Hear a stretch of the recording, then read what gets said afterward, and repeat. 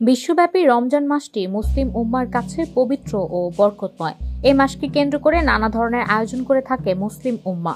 বিশ্বে এক দেশ থেকে অন্য দেশে রমজান পালনের দৃশ্য মৌলিকভাবে এক হলেও কিছুটা ভিন্নতা রয়েছে সংস্কৃতিতে।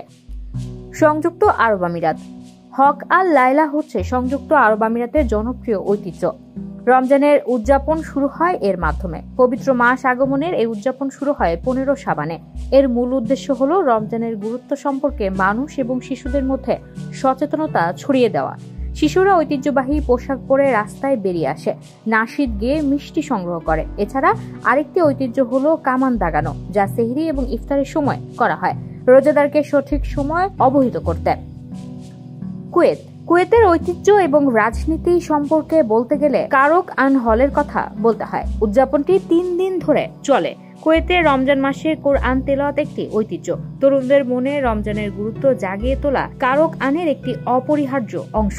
রমজান উদযাপনের জন্য শিশুরা ঐতিহ্যবাহী পোশাক পরে নাশিদ গায়। ছেলে এবং মেয়েদের আলাদা নাশিদ আছে। শিশুরা প্রায়ই গানগুলোকে বিশেষ শব্দের সাথে সাজিয়ে তৈরি করে।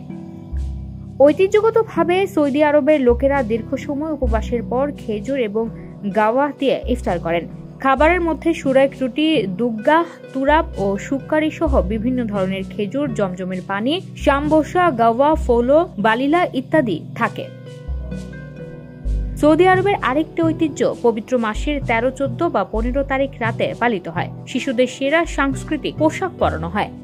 ইন্দোনেশিয়ার জাভা দ্বীপের মুসলমানদের জন্য পাদোসান হলো পবিত্র হওয়ার একটি অনুষ্ঠান, যা দেহকে পরিষ্কার করার জন্য করা হয়। রমজান শুরুর আগে তারা পুকুরে নেমে নিজেদের পবিত্র করার জন্য গোসল করেন।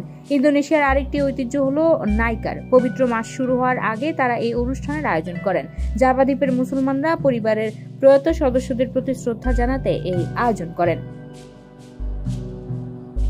রমজান মাসে তুরস্কে মাঝরাতে জোরে ঢোলের শব্দে ঘুম ভেঙে যায়। তুর্কি ঢাকি বাদকরা ঐতিহ্যবাহী পোশাক পরে দাবুল তাদের শরীরে বেঁধে তুরস্কের রাস্তায় ঘুরে বেড়ায়। তারা সেহরির জন্য মানুষকে জাগিয়ে তোলে।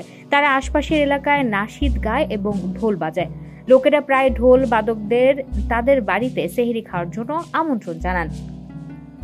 কামানে তোপধ্বনি দিয়ে ইফতারের সময় হওয়ার বিষয়টি জানানো হয় লেবাননে। এটি সম্ভবত বিশ্বে প্রচলিত রমজানের প্রাচীনতম ঐতিহ্যের একটি। এটি শুরু হওয়ার প্রায় 200 বছর পরও লেবানন সহ মধ্যপ্রাচ্যের বেশ কয়েকটি দেশ আজও এই চর্চা চালু আছে, যা মিদফা আল ইফতার নামে পরিচিত। মিশরের রমজানের ঐতিহ্যের অংশ হিসেবে রাস্তাঘাট, বাড়িঘর এবং আশপাশের এলাকা বিশেষ কারুকার্য খচিত হারিকেন দিয়ে আলোকিত করা হয়। তাদের স্বতন্ত্র নকশা এবং জাঁকজমকপূর্ণ কারুকার্যের জন্য হারিকেন ও ফানুস রমজানের প্রতীক হয়ে উঠেছে। ফানুস যখন অন্ধকার রাস্তা এবং ঘরবাড়ি আলোকিত করে, তখন তা দেখতে চমকপ্রদ এবং সুন্দর হয়।